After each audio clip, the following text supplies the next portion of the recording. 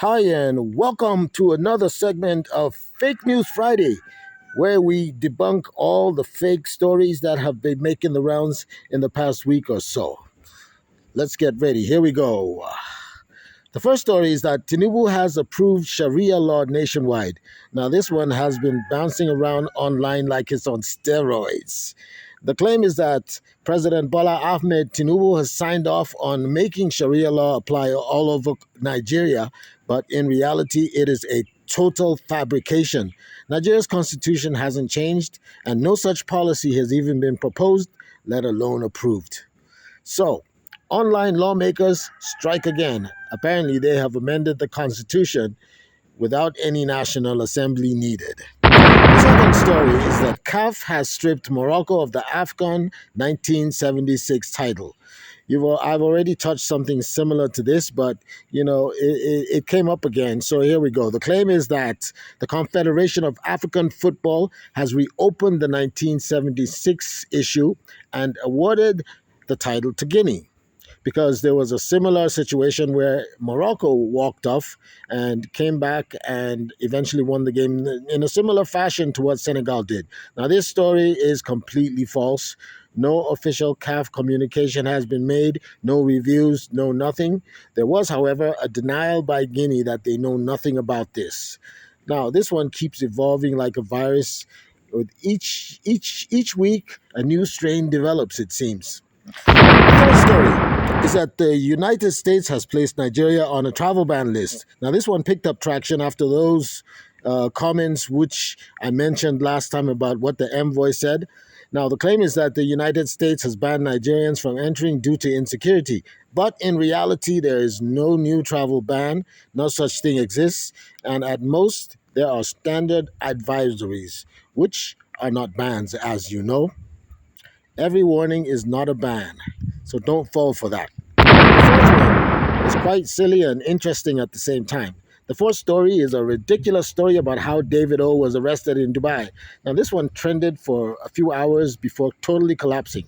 Now, the claim was that David O was arrested after a nightclub incident, but in reality, there was no such thing, no arrest, no police report, no credible sources, just recycled old clips and fake captions. A classic pattern. The fifth story is that Saudi Arabia bans Nigerians from Hajj 2026.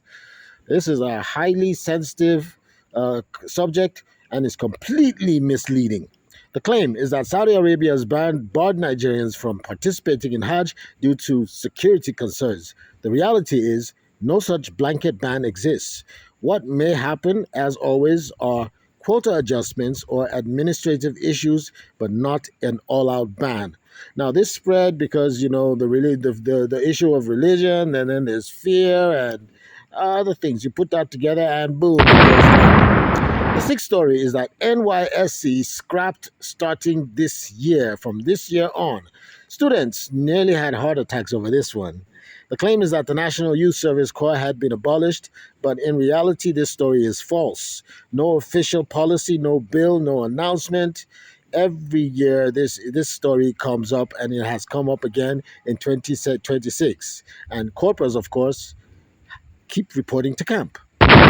Story number 7 is that Nigeria is to return to the 1960 constitution. Now, this one sounds like it might be real, so people fall for it a bit faster. But the claim is that the government is reverting to the independence era constitution. In reality, there's no such move. Constitutional reform discussions, nada, nothing like that happened. And this specific claim is fiction. Number 8 is that American missionary Alex Barbir has been arrested and that he's a CIA agent. Now, this story is capital foul. It came up because in a video, he openly challenged President Tinubu over the killings that have been going on. He's done a number of interviews here and there, and he always states that the Nigerian government is not doing enough to protect its people from terrorists. And he doesn't mince words. But the facts are, Alex Barbir is or has been in Nigeria for humanitarian work, which includes rebuilding homes for victims of terrorist attacks in Yelwata, in places of Plateau, and also even in Kwara State. Not only was he not arrested, he was actually given protection by the authorities, DSS, police, civil defense, all because his life was in danger. And the Nigerian government didn't want the kind of smoke that might come up if something were to happen to him. And also, there's no evidence that he is a CIA agent. Alex Barber has reportedly left the country. The rumor spread because some people took exception to what he's been saying. You know, Nigerians can criticize their country all day long, but once somebody who's not a Nigerian does it, they come for him. So that's part of what happened. He's been saying a lot about, very outspoken about the Christian genocide and the way he's called out Tinubu. Some people just didn't think he should call out their president like that. There were posts on X and Facebook on which they were calling for his arrest. Now, some people felt he was a foreigner and had no right to meddle.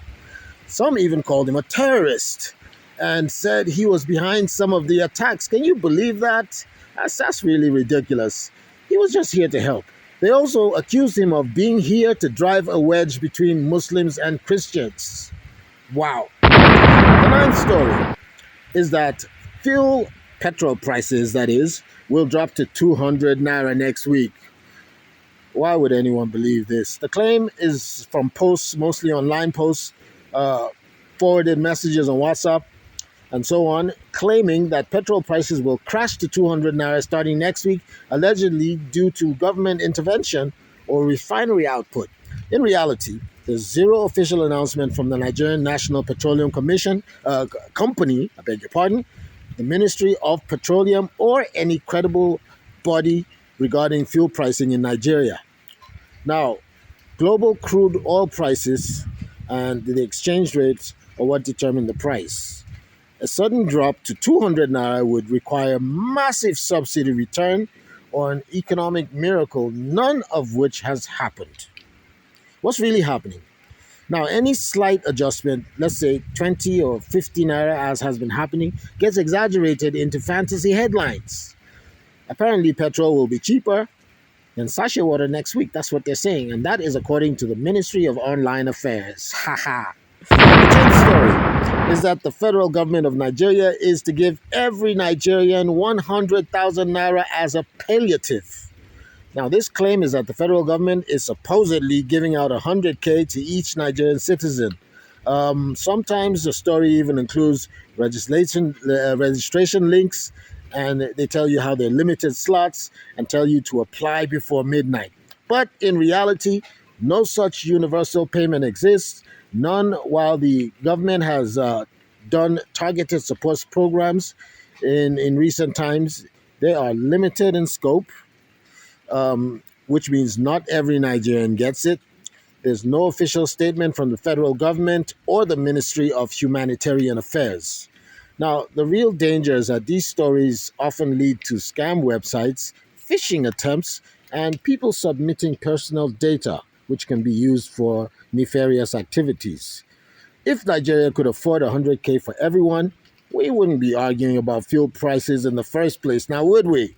Now, let's break it down with real numbers. Now, this is where if 100K for everyone was actually true, if this story was actually true, let's break it down. Nigeria's population, let's say, is estimated roughly 220 million people, give or take. Now, if every Nigerian were to get 100,000 naira, that would be 22 trillion naira. Now, what does this add up to? Compared to Nigeria's budget, Nigeria's total federal budget, annual that is, which is around 25 to 30 trillion, this palliative would cost almost the entire annual national budget. So that is definitely true. No such thing happened. That's more than the annual budget of many African countries, bigger than most aid packages Nigeria has ever received. In reality, for this to happen, the government would have to either borrow massively or print money, which would trigger serious inflation, or cut funding from everything else. In a nutshell, you'd get 100K and then it might buy you groceries for 1 week, and that's it. If the government was to really give everyone 100K, we'd all be millionaires buying bread for 50,000 a loaf. How about that? The bottom line is this claim is not just false, it's economically unrealistic on a massive scale. All right? So that is never going to happen. The 11th story is that Elon Musk is investing $10 billion in a Kano tech hub. The claim is that Elon Musk is allegedly investing $10 billion to build a massive tech hub in Kano. Now, sometimes the story even adds a Tesla factory and a SpaceX launch site in Kano, of all places. Thousands of jobs already approved, it says. In reality, there's no statement from Tesla, no confirmation from SpaceX, no Nigerian government partnership announcement, and 10 billion is a lot of money. That's not a quiet investment. That's headline news globally. Now, it's spread fast because it taps into, of course, aspiration, Africa Rising. It uses a global tech icon and it localizes a dream. Unfortunately, that's just what it is, a dream, nothing else. Elon Musk is too busy trying to find ways of colonizing Mars to come build anything in Kano for now. And that is the beginning and the end of it. All right, so that is Fake News Friday for this Friday, the 2nd of April, or should I say the 3rd of April, 2026. If you liked what you got on the show today, we'll do this again next week. Meanwhile, check out my channel, LD All Day. Give me a like, give me a thumbs up, give me a subscription. Anything helps. Thanks for watching, and I'll see you all next time.